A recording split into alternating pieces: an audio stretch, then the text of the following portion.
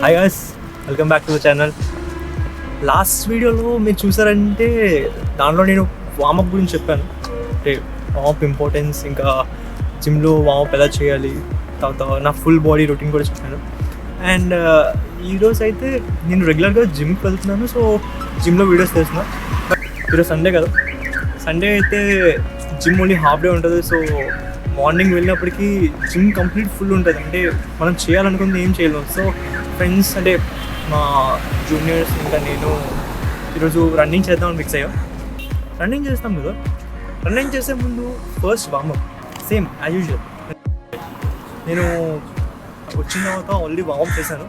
Warm up అయిపోయింది. And ఇప్పుడు dynamic stretching వచ్చిన తర్వాత I will do some 3 to 4 km of run. Just అంటే ఈరోజు low intensity workout, so just 3 to 4 km of slow jogs and followed by some post workout stretching.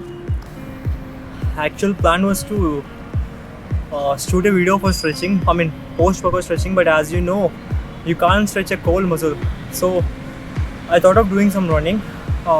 It's just kind of activity, so అందుకే running చేద్దాం అనుకున్నా. ఒక 4 km running చేసి and ఇప్పుడు post workout stretching ఎలా చేయాలో చూపిస్తాను. అంటే రన్నింగ్ చేస్తారు, బట్ ఎదర్ చేస్తే పోస్ట్ వర్కౌట్ స్ట్రెచింగ్ చేస్తారు, బట్ కొంతమంది చేసిన స్ట్రెచింగ్ మొత్తం తప్పు ఉంటుంది. అంటే ఎదర్ చేస్తే స్ట్రెచింగ్ చేస్తారు ఆర్ తప్పు చేస్తారు, బట్ ఎగ్జాక్ట్గా ఎవరు చేయడం ఎప్పుడు చూడలేదు. అంటే చాలా రేర్గా చూస్తూ ఉంటా. And even those people are some elite runners. And whenever I go to beach road, I see only few people doing some stretching. And వాళ్ళైతే నాకు తెలిసి they are elite runners. And remaining people ఎవరు కూడా stretching అంటే warm up ఇంకా stretching చేయరు. Just normal వస్తారు, running start చేస్తారు. బట్ పోస్ట్ వర్కౌట్ స్ట్రెచింగ్ అనేది ఎంత ఇంపార్టెంట్ అంటే రేపు సేమ్ ఎనర్జీతో నేను వచ్చి రన్నింగ్ స్టార్ట్ చేయగలను. అంటే ఈరోజు 4 km చేసి రేపు జస్ట్ వాకింగ్ చేయను, రేపు మళ్ళీ 4.5 చేయగలను. ఎందుకంటే రికవరీ అనేది రన్నింగ్ అయిపోయిన తర్వాత నీ మజిల్ని స్ట్రెచ్ చేస్తే, ఆ స్ట్రెచ్ చేయడం వల్ల నీ మజిల్ ఎక్స్పాండ్ అవుతుంది కదా.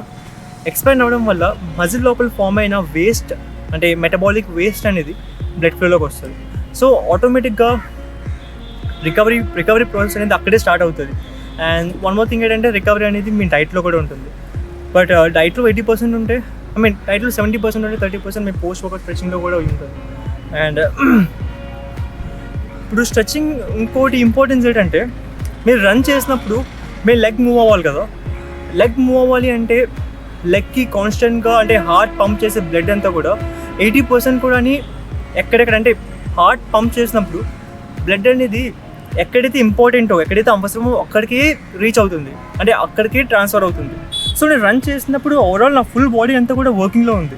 సో నా ఆర్మ్స్కి కావాలి బ్లడ్, తర్వాత నా లెగ్స్కి కావాలి, నా గ్లూట్స్కి కావాలి, అంటే నా కిడ్నీస్కి, నా లివర్కి అంతా కూడా, అంటే వాటికి వెళ్ళాల్సిన బ్లడ్ అంతా కూడా నా లెగ్స్కి తర్వాత నా ఆర్మ్స్కి వెళ్ళిపోతూ ఉంటుంది. సో అది మళ్ళీ నువ్వు బ్యాక్ చేయాలి.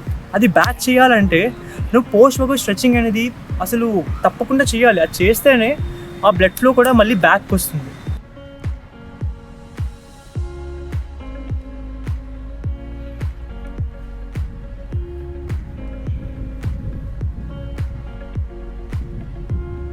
అప్పుడు నా చెస్ట్ ఆటోమేటిక్గా స్ట్రెచ్ అయింది. ఎందుకంటే ఆమె చూడు, నార్మల్గా చూడు, ఆమె ఎలివేట్ చేసినప్పుడు ఆటోమేటిక్గా చెస్ట్ స్ట్రెచ్ అయింది. ఎందుకు? చెస్ట్ ఇక్కడ స్టార్ట్ అవుతుంది, అంటే ఈ గ్రూవ్స్లో స్టార్ట్ అవుతుంది complete all the way till here. So ఇక్కడ స్ట్రెచ్ చేసి అప్పుడు స్ట్రెచ్ చేసి turn, slow. So forearm కూడా స్ట్రెచ్ వస్తూ ఉంటుంది. ఫోర్ ఆర్మ్ స్ట్రెచ్ రాకూడదు అంటే నీకు ఆల్రెడీ ఫోర్ ఆర్మ్ స్ట్రెచ్ చేసేసావు. ఫోర్ ఆర్మ్ స్ట్రెచ్ రాకూడదు అంటే ఫోర్ ఆర్మ్ను ఐసోలేట్ చేయాలి. ఇప్పుడు ఇలా పెడతావు, ఓకే, ఇలా స్ట్రైట్గా ఉండి అప్పుడు టర్న్ స్ట్రెచ్. సో అక్కడ ఎలివేట్ అయిపోయింది, నాకు ఫోర్ ఆర్మ్ రావట్లేదు కదా. ఇలా ఆర్మ్స్ ఇలా straight.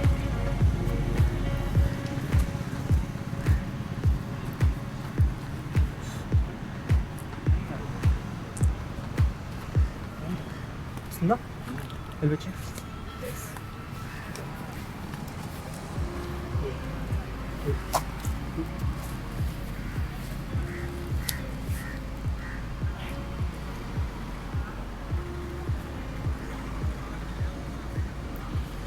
Just feel the stretch నుంచి బైసెప్ ఉందా, బైసెప్ కంప్లీట్గా ఫ్రంట్ పాయింట్ వచ్చి, ఓకే ఫ్రంట్ పాయింట్ జస్ట్ కుద్దు ఫ్రంట్.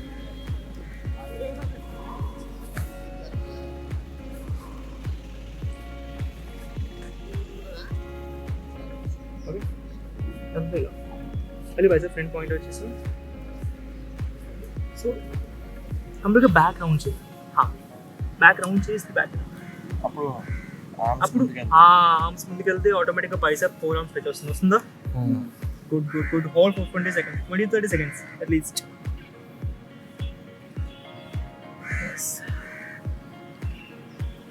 ఇప్పుడు ఇలా నీస్ మీద ఉన్నావా, నీస్ నుంచి కంప్లీట్ అవ్వ, లాస్ట్ టచ్.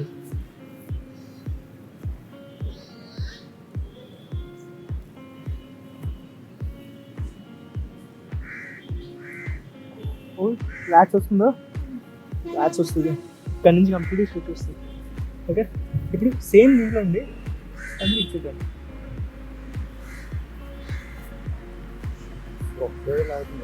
ఒకసారి వస్తుంది ఇచ్చేట స్ట్రెచ్ చేస్తున్నావు, అది మొత్తం కింద వరకు కంప్లీట్ ఫుల్ వస్తుంది, ఇక్కడ వరకు వస్తుంది, కంప్లీట్ స్ట్రెచ్ వస్తుంది. అది ఎందుకంటే నేను ఎక్స్టెండ్ చేస్తున్నాను రామ్ని. Hold hold hold hold hold good to go.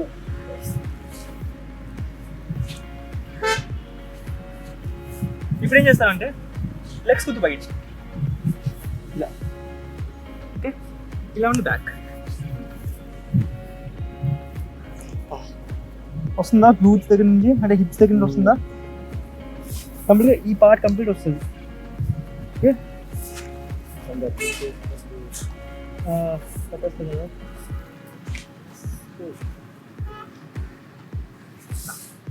అది పీజింగ్ పొజిషన్ అంటే స్టార్టింగ్ ఇలా ఉంటాం కదా, ఈ పొజిషన్ వస్తాం ఇక్కడ నుంచి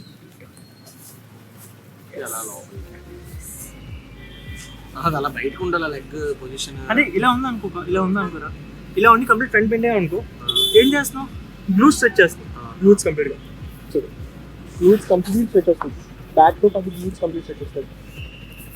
ఓకే గ్లూట్స్ అయిపోయిందా, ఇదే నువ్వు లెగ్ని కొద్దిగా క్లోజ్ చేసి ఇలా ఉన్నావు అనుకో, ఏమొస్తుంది హిప్ దగ్గర నుంచి వస్తుంది, హిప్ ఎక్కువ వస్తూ ఉంటుంది, గ్లూట్ తక్కువ వస్తుంది. ఆ ఫ్రంట్ బెండ్ అనుకో అప్పుడు మళ్ళీ గ్లూట్స్ వస్తుంది. ఓకే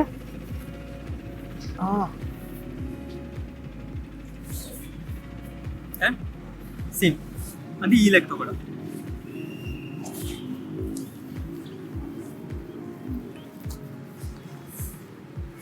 ఇది యాక్చువల్లీ ఇలా కూడా చేసుకోవచ్చు, అంటే ఇలా ఫోల్డ్ చేసుకొని ఇలా ఫ్రంట్ బెండ్ అవ్వచ్చు, కాకపోతే ఇలా అయితే కొద్దిగా ఈజీగా వస్తుంది.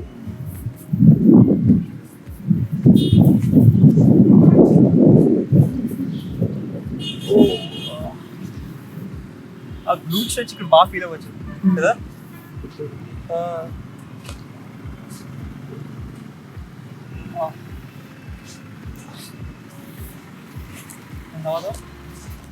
కంప్లీట్ లెగ్స్ క్లోజ్ చేసాను. ఈ గ్రూన్ ఏరియా రావాలి. తోందా ఇక్కడ కూడా పడుతుంది, ఇక్కడ కూడా పడుతుంది అంటే గ్రూన్ ఏరియా బ్రో, ఈ ఏరియా మొత్తం వస్తుంది. స్ట్రెచ్ హ్యామ్స్ట్రింగ్ నుంచి స్ట్రెచ్ వస్తుంది, hamstring, hips, hip extensions, flexors. So ఎలా అంటే టోన్ కంప్లీట్గా బాడీ క్లోజ్గా తెస్తావు.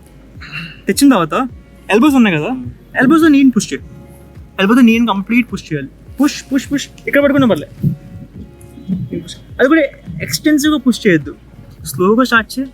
వన్స్ ఒక పాయింట్ రీచ్ అయిపోతావు, అక్కడి నుంచి కిందకి వెళ్దు, అక్కడి నుంచి కిందకి పుష్ చేస్తే నీకు పెయిన్ వస్తూ ఉంటుంది. అప్పుడు ఏం చేస్తావు, మళ్ళీ పైకి వస్తావు, పైకి వచ్చి బ్రీత్ తీసుకో, స్ట్రెచ్ చేసిన తర్వాత ఒక 2 బ్రీత్, మళ్ళీ బ్యాక్ వచ్చి మళ్ళీ చెయ్యి. చూడు ఇప్పుడు ఇంకా కిందకి వెళ్తుంది, ఇందాక నుంచి కిందకి వెళ్తుంది. Yes back. ఇప్పుడు ఈ పొజిషన్కి వచ్చేది. ఓకే ఇక్కడ నుండి కంప్లీట్ రైట్ 90 degrees.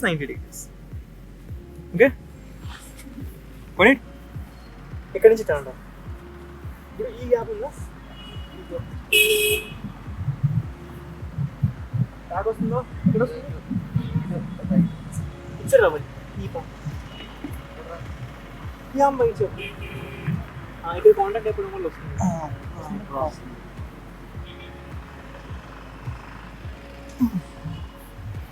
అదే కింద నీ ఎల్బో ఉంది కదా, ఎల్బో కింద సపోర్ట్ పెట్టు. ఓకే, ఇప్పుడు దీన్ని పుష్ చేస్తే చూడండి. ఓ పుష్ చేస్తున్నా వస్తుందా?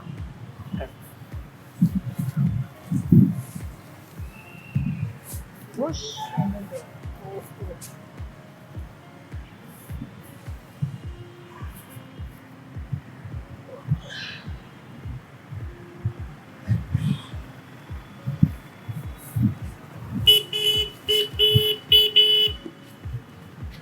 ఇప్పుడు హ్యామ్స్ట్రింగ్ ఉంటుంది. ఓకే, హ్యామ్స్ట్రింగ్ ఎలా అంటే మ్యాక్స్ కంప్లీట్ లేయపు టో ఉందా, టో నీకు పాయింట్ ఏ ఉండదు.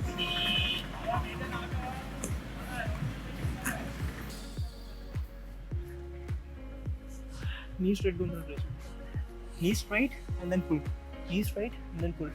అప్పుడే బాగా stretch yes yes yes yes yes.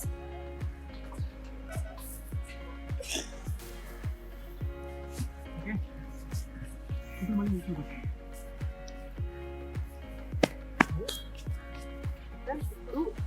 ఎలా చూపిస్తుంటే కంప్లీట్గా interior side chest shoulder glutes సరే ఈ హిప్ దగ్గర తర్వాత నుంచి యాప్స్ కూడా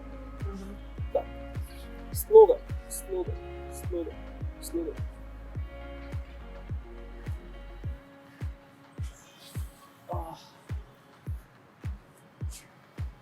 ఫోర్ ఆర్మ్ కూడా.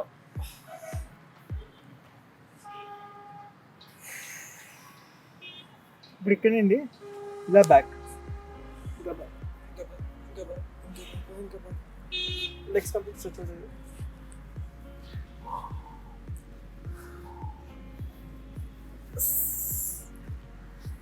అది ఒకటే రావట్లేదు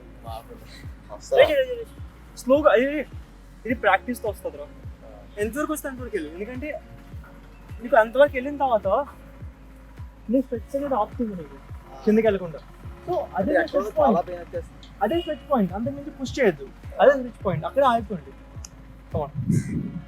నేను రోజు చేస్తాను కాబట్టి అరే స్ట్రెచ్ అనేది ఒక రోజుతో ఇంప్రూవ్ అవ్వదు, ఇది కూడా ప్రోగ్రెసివ్ టైప్లో. కన్సిస్టెంట్గా చేస్తూ ఉంటే ఆటోమేటిక్గా స్ట్రెచ్ అనేది ఇంక్రీజ్ అవుతుంది. నువ్వు దానికి ఫోర్స్ చేస్తావు అనుకో, అంటే నువ్వు వర్కౌట్ చేస్తున్నప్పుడు ఆ ట్రోమా ఉంటుంది, సో ఆ మైక్రో టియర్ ఇక్కడ కూడా వస్తుంది. అది నీకు ఇక్కడ ఇంపార్టెంట్ కాదు. నీకు కావాల్సింది అంతా కూడా రికవరీ కావాలి. స్లోగా చేస్తూ రేంజ్ ఆఫ్ మోషన్ కూడా స్లో ఇంక్రీజ్ అవుతుంది.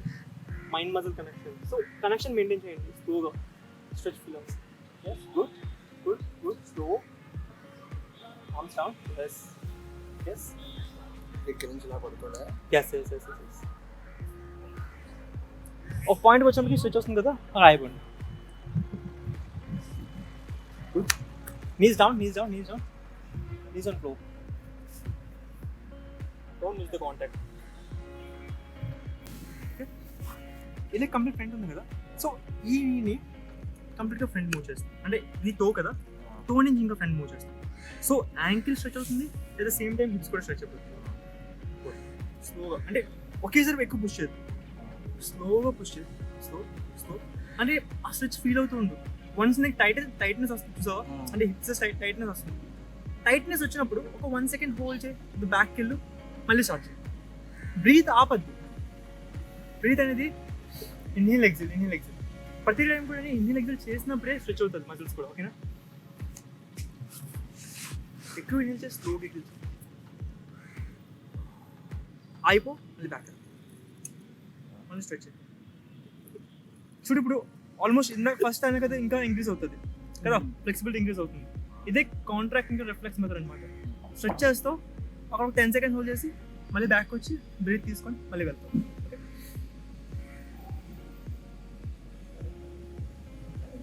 ఈ లెగ్ సేమ్. ఇక్కడికి వచ్చినప్పటికి నాకు అయిపోయింది, సో ఇక్కడ అయిపోతుంది. 10 సెకండ్స్ హోల్డ్. ఇందాక దాన్ని కొద్దిగా ఇంకా పుష్ చేస్తాను.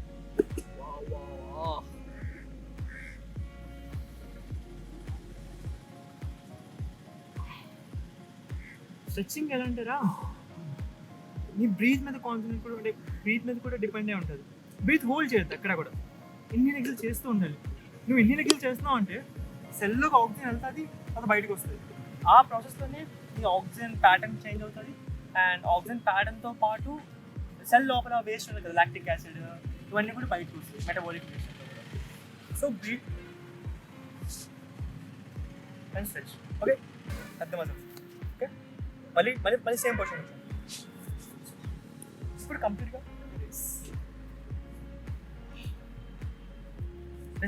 ట్రై చేయండి.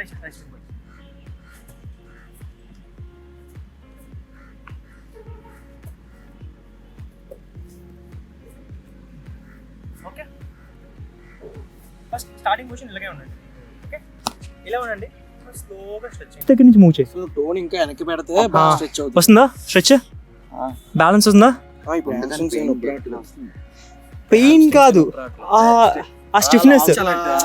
చాలా రోజులు ఎక్స్ చేస్తున్నారు కానీ ఆ స్టిఫ్నెస్ ఉండిపోయింది చూసావా? స్ట్రెచ్ రోజు చేయట్లేదు మీరు అంటే అదే ఆ రిక్వైర్డ్ స్ట్రెచ్ చేయట్లేదు. సో ఎక్కువ స్ట్రెచ్ చేసినా కూడా అంటే ఈ స్ట్రెచింగ్ ఇప్పుడు చేస్తుంది ఓన్లీ పోస్ట్లోనే చేయాలి, మళ్ళీ ప్రీలో చేయకూడదు.